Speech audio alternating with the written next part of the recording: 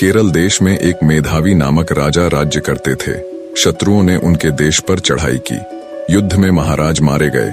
पति की मृत्यु के दुख में रानी भी उनके साथ सती हो गईं। राजा का इकलौता पुत्र चंद्रहास अभी 5-6 साल का ही था। दाई ने चुपके से उन्हें नगर से निकाला और कुंतलपुर ले गई। वह स्वामी भक्ता दाई मेहनत मजदूरी करके राजकुमार का पालन पोषण करने लगी। चंद्रहास बड़े ही सुंदर थे और बहुत सरल तथा विनयी थे। गांव के सभी स्त्री पुरुष ऐसे भोले सुंदर बालक से स्नेह करते थे। कहते हैं, जो अनाथ हो जाता है, जिसका कोई नहीं होता, उसके स्वयं भगवान होते हैं। उन्हीं की कृपा से एक दिन नारद जी घूमते हुए कुंतलपुर पहुंचे।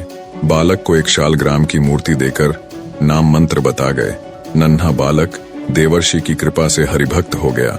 अब जिस समय वह अपने आप को भूलकर अपने कोमल कंठ से प्रभु गान करते हुए नृत्य करता, देखने वाले मुग्ध हो उठते। कुंतलपुर के राजा परम भगवद भक्त एवं संसार के विषय से पूरे विरक्त थे। विरक्त यानी भोग विलास से दूर रहने वाला। उनका कोई पुत्र नहीं था, केवल चंपक मालिनी नाम की एक कन्या थी।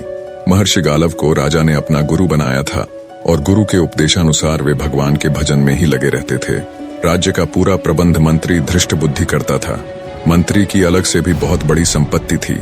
राजा तो भगवत भक्ति में रहते थे, तो एक प्रकार से कुंतलपुर के शासक मंत्री धृष्ट बुद्धि ही थे।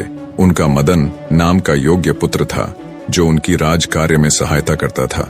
मंत्री धृष्ट बुद्धि की विषया नाम की एक अति सुंदर कन्या भी थी। मंत्री की रुचि केवल राज कार्य और धन एकत्र करने में ही थी, किंतु उनका पुत्र मदन भगवान भक्त था। वह साधु संतों की सेवा करता था। इसीलिए मंत्री के महल में जहाँ विलास तथा राग रंग चलता था, वहीं कभी कभी संत भी एकत्र हो जाते थे। भगवान की पावन कथा भी होती थी। इन कार्यों में रुचि न होने पर भी मंत्री धृष्ट बुद्धि अपने पुत्र के कारण कुछ न बोलते। एक दिन मंत्री के महल में ऋषि गण बैठे थे। भगवान की कथा हो रही थी। उसी समय सड़क पर भवन के सामने से भगवान नाम कीर्तन करते हुए चंद्रहास बालकों की मंडली के साथ निकले। बच्चों की अत्यंत मधुर कीर्तन ध्वनि सुनकर ऋषियों के कहने से मदन ने सबको वहीं बुला लिया। चंद्रहास के साथ बालक नाचने गाने लगे। मंत्री धृष्ट बुद्धि भी इसी समय वहां आ गए। मुनियों ने तेजस्वी बालक चंद्रहास को तन्मय होकर कीर्तन करते देखा तो वे मुग्ध हो गए। कीर्तन समाप्त होने पर स्नेहपूर्वक समीप बुलाकर ऋषियों ने उन्हें बैठा लिया और उनके शरीर के लक्षणों को देखने लगे। ऋषियों ने चंद्रहास के शारीरिक लक्षण देखकर धृष्ट बुद्धि से कहा, मंत्रिवर, तुम इस बालक का प्रेम पूर्वक पालन करो, इसे अपने घर रखो। यही तुम्हारी संपूर्ण संपत्ति का स्वामी तथा इस देश का नरेश होगा। एक अज्ञात कुलशील राह का भिखारी बालक मेरी संपत्ति का स्वामी होगा। यह बात धृष्ट बुद्धि के हृदय में तीर सी लगी। वे तो अपने लड़के को राजा बनाने का स्वप्न देख रहे थे।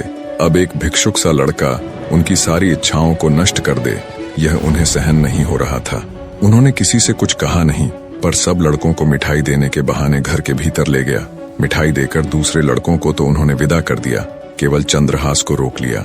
एक विश्वासी वधिक को बुलाकर उसे चुपचाप समझाकर पुरस्कार का भारी लोभ देकर उसके साथ चंद्रहास को भेज दिया। चंद्रहास ने जब देखा कि मुझे यह सुनसान जंगल में रात के समय लाया है, तब इसका उद्देश्य समझकर कहा, भाई, तुम मुझे भगवान की पूजा कर लेने दो, तब मारना। वधिक ने अनुमति दे दी। चंद्रहास ने शालग्राम जी की मूर्ति निकालकर उनकी पूजा की और उनके सम्मुख गदगद कंठ से स्तुति करने लगा। भोले बालक का सुंदर रूप, मधुर स्वर तथा भगवान की भक्ति देखकर वधिक की आंखों में भी आंसू आ गए। उसके हृदय में एक निरपराध बालक को मारने की बात सोचकर एक टीस उठी, परंतु उसे मंत्री का भय भी था। उसने देखा कि चंद्रहास के एक पैर में 6 अंगुलियां हैं। वधिक ने तलवार से जो एक अंगुली अधिक थी उसे काट लिया और बालक को वहीं छोड़कर वह लौट गया। वधिक ने महल जाकर जब धृष्ट बुद्धि को वह अंगुली दिखाई तो वह अंगुली देखकर बहुत प्रसन्न हुए। उन्हें लगा कि अपने बुद्धि कौशल से ऋषियों की अमोघ वाणी मैंने झूठी कर दी। कुंतलपुर राज्य के अधीन एक छोटी सी रियासत थी, चंदनपुर। वहां के नरेश कुलिंदक किसी कार्य से बड़े सवेरे वन की ओर से घोड़े पर चढ़े जा रहे थे।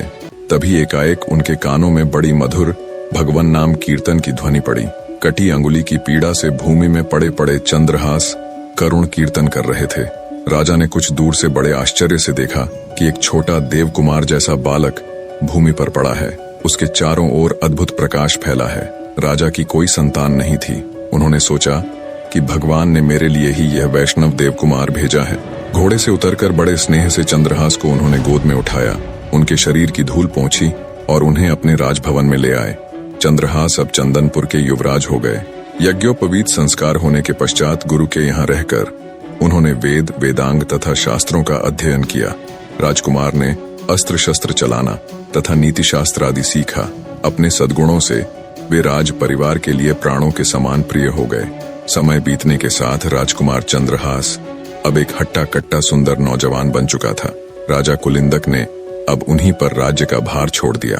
राजकुमार चंद्रहास के प्रबंध से छोटी सी रियासत हरिगुणगान से पूर्ण हो गई। राज्य में अब कोई दुखी नहीं था। चंदनपुर रियासत की ओर से कुंतलपुर को 10,000 स्वर्ण मुद्राएं कर यानी टैक्स के रूप में प्रतिवर्ष दी जाती थीं। अब की बार चंद्रहास ने उन मुद्राओं के साथ और भी बहुत से धन रत्नादि उपहार भी भेजे। धृष्टबुद्धि ने जब चंदनपुर राज्य के ऐश्वर्य एवं वहां के युवराज के सुप्रबंध की बहुत प्रशंसा सुनी, तब वो स्वयं वहां की व्यवस्था देखने चंदनपुर गए। राजा कुलिंदक तथा राजकुमार ने उनका खुले हृदय से स्वागत किया। यहाँ आकर जब धृष्टबुद्धि ने चंद्रहास को देखा तो वो उसके तेज से ही पहचान गया कि ये तो वही बालक है, ये बच कैसे गया। उनका हृदय व्याकुल हो गया। एक बार फिर मंत्री धृष्टबुद्धि ने राजकुमार को मारने का षड्यंत्र रचा और एक पत्र देकर कहा, युवराज, बहुत ही आवश्यक काम है और दूसरे किसी पर मेरा विश्वास नहीं। तुम स्वयं यह पत्र लेकर कुंतलपुर जाओ और ध्यान रहे मार्ग में पत्र खुलने न पाए, कोई भी इस बात को न जाने। इसे सीधे मदन को ही देना। चंद्रहास घोड़े पर चढ़कर अकेले ही पत्र लेकर कुंतलपुर को चल पड़े। दिन के तीसरे पहर वे कुंतलपुर के पास वहां के राजा के बगीचे में पहुंचे। बहुत प्यासे और थके थे, अतः घोड़े को पानी पिलाकर एक ओर बांध दिया और स्वयं सरोवर में जल पीकर एक वृक्ष की शीतल छाया में लेट गए। लेटते ही उन्हें निद्रा आ गई। उसी समय उस बगीचे में राजकुमारी चंपक मालिनी अपनी सखियों तथा मंत्री कन्या विषया के साथ घूमने आई थी। संयोगवश अकेली विषया उधर चली आई जहां चंद्रहास सोए थे।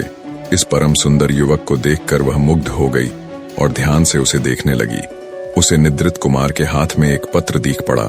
कुतूहलवश उसने धीरे से पत्र खींच लिया और पढ़ने लगी। पत्र उसके पिता का था।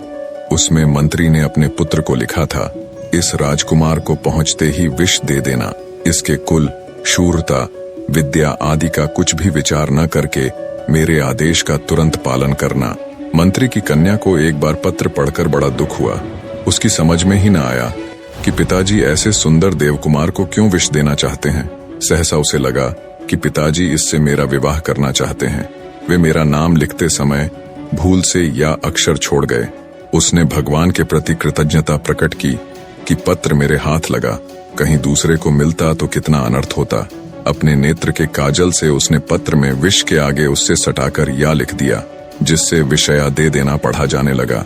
पत्र को बंद करके निद्रित राजकुमार के हाथ में ज्यों का त्यों रखकर वह शीघ्रता से चली गई।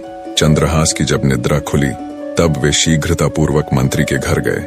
मंत्री के पुत्र मदन ने पत्र देखा और ब्राह्मणों को बुलाकर उसी दिन गोधूली मुहूर्त में चंद्रहास से उन्होंने अपनी बहन का विवाह कर दिया। विवाह के समय कुंतलपुर नरेश स्वयं भी पधारे। चंद्रहास को देखकर उन्हें लगा कि मेरी कन्या के लिए भी यही योग्य वर है। उन्होंने चंदनपुर के इस युवराज की विद्या, बुद्धि, शूरता आदि की प्रशंसा बहुत सुन रखी थी। अब राजपुत्री का विवाह भी चंद्रहास से करने का उन्होंने निश्चय कर लिया। धृष्टबुद्धि 3 दिन बाद लौटे। वहां की स्थिति देखकर वे क्रोध के मारे पागल हो गए। उन्होंने सोचा, भले मेरी कन्या विधवा हो जाए, पर इस शत्रु का वध मैं अवश्य करा के रहूंगा। द्वेष से अंधे हुए हृदय की यही स्थिति होती है। अपने हृदय की बात मंत्री ने किसी से नहीं कही। नगर से बाहर पर्वत पर एक देवी का मंदिर था। धृष्टबुद्धि ने एक क्रूर वधिक को वहां यह समझाकर भेज दिया कि जो कोई देवी की पूजा करने आए उसे तुम मार डालना।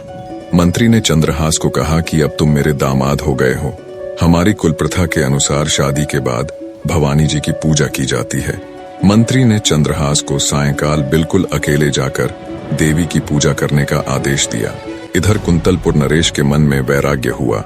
वो जल्द से जल्द अपनी पुत्री का विवाह चंद्रहास के साथ कराना चाहते थे। राजा ने मंत्री पुत्र मदन को बुलाकर कहा, बेटा, तुम्हारे बहनोई चंद्रहास बड़े सुयोग्य हैं। उन्हें भगवान ने ही यहाँ भेजा है। मैं आज ही उनके साथ राजकुमारी चंपक मालिनी का ब्याह कर देना चाहता हूँ। प्रातःकाल उन्हें सिंहासन पर बैठाकर मैं तपस्या करने वन चला जाऊंगा। तुम उन्हें तुरंत मेरे पास भेज दो। इधर राजकुमार चंद्रहास पूजा की सामग्री लिए मंदिर की ओर जा रहे थे। तभी मंत्री पुत्र मदन राजा का संदेश लिए बड़ी उमंग से उन्हें मार्ग में मिले। मदन ने पूजा का पात्र यह कहकर स्वयं ले लिया कि मैं देवी की पूजा कराता हूँ, आपको महाराज ने तुरंत बुलाया है। और चंद्रहास को उसने राजभवन भेज दिया। जिस मुहूर्त में धृष्ट बुद्धि ने चंद्रहास के वध की व्यवस्था की थी, उसी मुहूर्त में राजभवन में चंद्रहास का राजकुमारी के साथ विवाह हो रहा था। मंत्री पुत्र मदन जब पूजा का थाल लेकर देवी के मंदिर में पहुंचा, वधिक ने उसी समय उसका सिर काट डाला। धृष्ट बुद्धि को जब पता लगा कि चंद्रहास तो राजकुमारी से विवाह करके राजा हो गए, उनका राज्याभिषेक हो गया और मारा गया, मेरा पुत्र मदन, तब व्याकुल होकर वे देवी के मंदिर में दौड़े गए। पुत्र का शरीर देखते ही शोक के कारण उन्होंने तलवार निकालकर अपना सिर भी काट लिया। संयोगवश धृष्ट बुद्धि को उन्मत्त की भांति दौड़ते समय राजकुमार चंद्रहास ने देख लिया था। वे भी तुरंत अपना घोड़ा ले उसी दिशा में चल दिए जिधर कुछ समय पहले ही उसका ससुर मंत्री धृष्ट बुद्धि गया था। वे तनिक देर में ही मंदिर में आ गए। सारा माजरा समझ अपने लिए दो प्राणियों की मृत्यु देखकर चंद्रहास को बड़ा क्लेश हुआ। उन्होंने निश्चय करके अपने बलिदान के लिए तलवार खींची। उसी समय मां भवानी साक्षात प्रकट हो गईं। उन्होंने कहा, बेटा, यह धृष्ट बुद्धि बड़ा दुष्ट था और सदा तुझे मारने के प्रयत्न में लगा रहता था। इसका पुत्र मदन सज्जन और भगवत भक्त था, किंतु उसने तेरे विवाह के समय तुझे अपना शरीर दे डालने का संकल्प किया था, अतः वह भी इस प्रकार उड़न हुआ। अब तू वरदान मांग। चंद्रहास ने हाथ जोड़कर कहा, माता, आप प्रसन्न हैं तो ऐसा वर दें जिससे श्री हरि में मेरी अविचल भक्ति जन्म जन्मांतर तक बनी रहे और इस धृष्ट बुद्धि के अपराध को आप क्षमा कर दें। मेरे लिए मरने वाले इन दोनों को आप जीवित कर दें। देवी तथास्तु कहकर अंतर्ध्यान हो गई। धृष्ट बुद्धि और मदन तुरंत उठ खड़े हुए। सारे वृतांत का पता चलने पर मंत्री धृष्ट बुद्धि राजकुमार चंद्रहास के पैरों में गिरकर माफी मांगने लगा। राजकुमार चंद्रहास ने उन्हें उठाया और अपने हृदय से लगा लिया। मंत्री अब पूरी तरह बदलकर भगवान के परम भक्त हो गए। मदन तो भक्त था ही, उसने चंद्रहास का बड़ा आदर किया। सब मिलकर सानंद घर लौट आए। निष्कर्ष, माफी, दया और भक्ति जीवन के असली मूल्य हैं, जो इंसान को उसकी आंतरिक शक्तियों से जोड़ते हैं और उसे उन्नति की ओर ले जाते हैं। वीडियो पसंद आई हो तो लाइक जरूर करना। धन्यवाद।